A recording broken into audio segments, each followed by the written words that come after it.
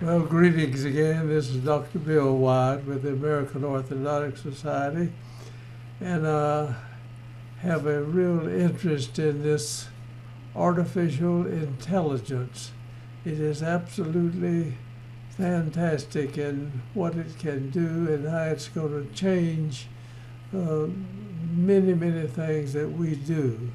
And just trying to get into this and give you some examples of how it can help us figure out what's wrong and what can be done for it. Now, I'm going to go to this ChatGPT for orthodontic causes of TMJ pain. And here are some of these causes that I'm going to let it just go through and tell you what it did. It had 7 good reasons, and I found nothing wrong with these reasons, except I want to explain at the end of this what I have found does actually cause it and what we can do to relieve it. So here are the 7 reasons. Jaw injury or trauma. Direct trauma to the jaw or face, such as from a car accident, fall, or sports injury, can lead to TMJ pain, period. Now, this is a true statement. I mean, this can happen. I've had people come in and been hit in the jaw playing basketball, football, falling, or a car hitting you from the back end and popping your head back, and they would come in with TMJ pain. So this is a legitimate cause for it. And I want to go on now to the next cause that it gives.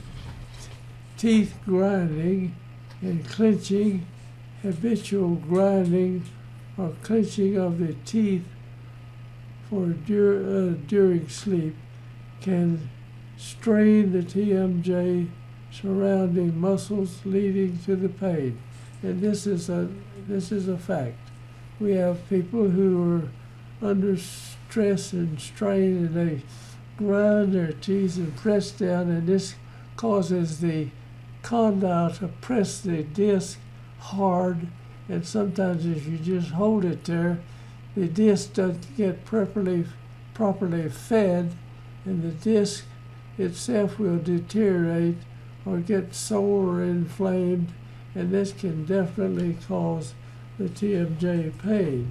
Now, number 3 is this arthritis, and osteoarthritis and rheumatoid arthritis, and these are things that can happen to us. It causes inflammation, and if the jaw joint gets inflamed and your condyle keeps mashing into this retrodiscal tissue, it will damage it and it swells up, and then just to touch it is extremely painful. People will come in like that. And this is why I think that every dentist, whatever you do to teeth, I don't care if you're a surgeon or you're filling teeth or you're a restorative dentist or whatever, examine everybody you work on. Put your fingers up here in front of the ears like this and move the jaw back and forth, and you can feel the condyle in the fossa. And if it's sore or hurts, you go to push on it here, you can tell where the inflammation is. And you've got to do something about the inflammation. You can give them some anti-inflammatory medications, and that helps. And we usually put them in a split and bring their jaw forward with a ramp on it. And so that's another thing what we do to treat this. Now let's go to number, I'm going to go to number 4. Dislocation of the temporal mandibular joint. The TMJ can become dislocated. This is normal. I mean, if you get hit in a football game and you don't have a mouth guard or anything in there, it just knocks the fool out of this thing, and you can dislocate it, and you can hit it hard enough that the disc will move out to in front of the condyle, and then you'll get a clicking pain from it. And this causes a lot of jaw joint pain, and this is a fact. So I want to go on to the next one, the fifth, malocclusion. Well, we've got people that their teeth come down, their upper teeth keep the lower teeth from letting the jaw go forward in here, and that traps the condyle back here against the temporal mandibular joint. Now, some people can put up with that, but other people it gives them a lot of trouble. We've got cases showing where the teeth hold the jaw back, and the jaw is irritated, and you get relief if you open the mouth and bring the jaw forward and get the condyle away from the retrodiscal tissue, then the pain goes away. So we put people in forward repositioning splints and things that bring their jaw forward, and that gives the condyle out away from the retrodiscal tissue. And if it normalizes, you can go back in there. You may have to go in and move the teeth so that the jaw, the condyle doesn't go back there in any part of the treatment. So let's look at the other, number 5 here, stress and tension. Now this emotional stress and tension causes all kinds of problems in life. That is not just breaking down, but you can put almost anybody under enough stress and tension to something in their body's going to give, and they're going to get sick with it. And the temporal mandibular joint is a place where someone is gritting their teeth and pressing on it like that, and it can definitely cause this TMJ pain. It's a normal thing to do that. Now let's go and let's look at number 7. Other medical conditions, certain medical conditions such as fibromyalgia and chronic fatigue syndrome can cause TMJ pain as a secondary symptom. In other words, you can have different diseases and things that cause this, but the vast majority of pain that's caused with the TMJ is actually trauma, where they get hit up like that, or else stress that people are under. Now I'm going to go ahead and show you some pictures of the jaw joint, and let me explain what happens. What I ask it to explain the anatomical cause of pain. This is the response that they gave. The temporomandibular joint, TMJ, connects the jawbone, mandible, to the skull and allows for a wide range of movements. The joint is surrounded by a capsule and supported by ligaments, muscles, and nerves. Pain in the TMJ area can have various causes, including inflammation, muscle tension, and injury to the joint or surrounding tissues. One possible cause of TMJ pain is inflammation of the retrodiscal tissue. The retrodiscal tissue is a soft, fibrous connective tissue located behind the mandibular condyle, which is the rounded end of the jawbone that fits into the TMJ socket. Inflammation of this tissue can cause pain, stiffness, and limited jaw movement. The retrodiscal tissue can become inflamed due to injury, stress, or overuse. In addition to retrodiscal tissue inflammation, other factors such as muscle tension and injury to the joint or surrounding tissues can cause TMJ pain. The joint is located near other structures in the head and neck, such as the ear and sinuses, and problems with these structures can sometimes cause pain that is felt in the TMJ region. It's important to note that TMJ pain can have many different causes and that a proper diagnosis is necessary to determine the underlying cause and appropriate treatment. If you are experiencing TMJ pain or any other concerning symptoms, it's important to see a healthcare professional for evaluation and treatment. All right. This material is amazing. I mean, we just ask it a question, and it comes up with an amazing answer. And much of this is correct and everything. There's a little bit where it doesn't go all the way to the end of the thing. But it is amazing what is on this artificial intelligence. And most of this is good. I'm going to go now and I'll show you a moving joint. All right. This, I'm going to show you about 10 pictures of the temporal mandibular joint from some men that worked in Sweden and gave some pictures of this cut down of actual people's joints. After these folks passed away, they opened this up and you'll see this. And this is a healthy joint, looking at it. And I'm going to draw on this. I hope that, yeah, I can draw.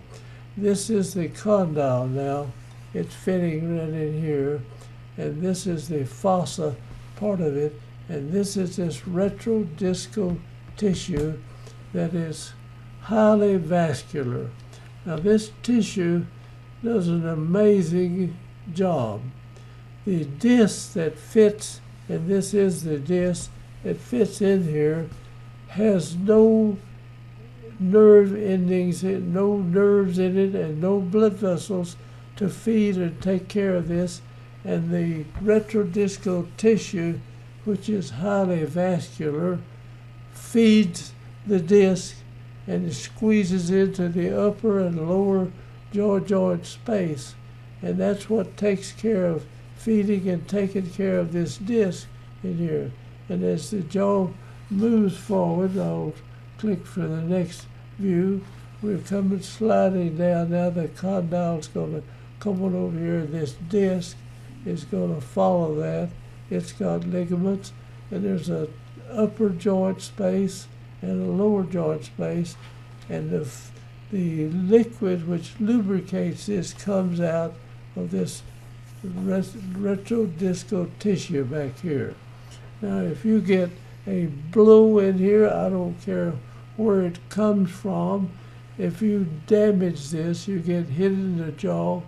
If you're playing any kind of sport, you ought to wear a mouth guard and have your jaw just a little bit forward and have some cushion in here. So when you get hit here, it doesn't drive this condyle into this retrodiscal tissue and cause all this pain. Now this is a third movement of it. The disc is now out here, and this is where the retrodiscal tissue was. It supplied fluid into that, the upper joint space and the lower joint space, and now the condyle is going to come. And by the way, this is the front of the mouth right here. So I'll go to number 4, and now the condyle is a little bit further out here, and the disc is going along with this is the fossa now, and this is where the retrodiscal tissue is, and it squeezes out and supplies the lubrication and the food that takes care of this joint. If anything like tension, where you grind the teeth and hold them together, the disc doesn't get fed properly, and so it will tend to give you problems. But there are no nerves in it, and there are no blood vessels in it, and it is an absolute miracle how the thing lives. And I'm at 95, and these discs are still alive and still functioning in my body, and I can feel them. And I've had trauma, and they would get sore, but they get over it and everything. Normally they do, but you can go into a forward repositioning splint which holds the condyle further away from this tissue if it gets inflamed back here. Now let's go and I'm going to try number 5. The condyle is coming away on out here, and now this is the fossa. Now if you bite with your front teeth, you slide your jaw forward and bite with the teeth up here, and the load then is not on the teeth. The load then is on the condyle back here and the front teeth up here. The muscles are out here in front, pulling this down, pulling your jaw up really, closing it, and there'll be more force here than there will be out here on your teeth. So you don't bite anything hard back with your front teeth, you bite on your molar teeth and bicuspids back in here, and it goes straight up in the bone structure there. So if we bring somebody out and put a splint in there, then the pressure on it is right in this area. Now let's look at number 6 slide here, and this is the condyle right here, and here is your biconcave disc and the attachments. It's got attachments down in the condyle and up in here, and it's going to pull way on out here. Now the disc can be, you can hit this so hard here that it'll pop this disc out, and it'll be lying out in here in front of this, and you will open your mouth and it'll click and pop back up in this position. Now this is number 7. That's just a little bit further out like that. The same thing is there. And here's number 8. Now we're going back in the other direction. The jaw is closing now, and it'll slide back up, and the disc stays over this.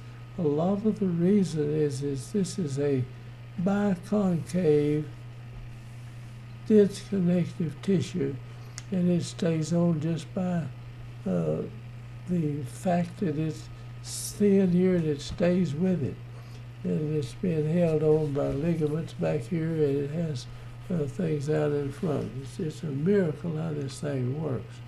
Now number 10, it goes back up into the edge of the fossa up here, and this retrodiscal tissue is supplying the lubricant and also the food that goes to take care of this. And if you get this pushed together and hold it so long, it doesn't get fed properly, and that's some of the main causes for this. So that I'm going to close up now, and I hope you got some good out of this. And everybody that messes with the teeth, I don't care if you're just, you need to understand something about this jaw joint right here. And there's all these things can go wrong with it. And if the jaw is just hanging on to the bone structure of the head by ligaments and muscles and things that keep it up there. And so we should wear mouth guards in any sport or any activity where you may get hit in the head. So I'm going to hush, and I hope this helps somebody somewhere. But I think everybody that works with the teeth should know something about the temporal mandibular joint. So thank you for watching, and I'm going to close out, and we'll let you